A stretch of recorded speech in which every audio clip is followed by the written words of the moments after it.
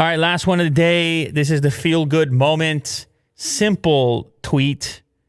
If this tweet, I guess it happened some point this morning. It was from a Twitter account, Terry Rucker1. And she asked, if anyone has a minute, would you please say happy birthday to my mom?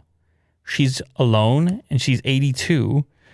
And I show them to her when I go see her. I can show them to her when I go see her tomorrow for her birthday. Her name is Betty. Thank you. She would be thrilled.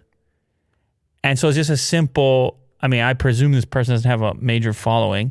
Simple message. And then, of course, Twitter comes in with all kinds of happy birthdays for Betty.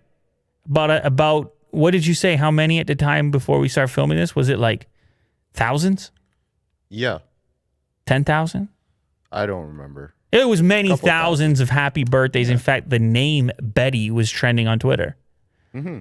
And the individual who originally asked for it said, oh my goodness, I clicked on a profile. She said,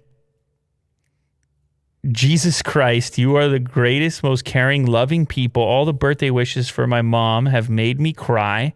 Thank you all so much. All those states and countries.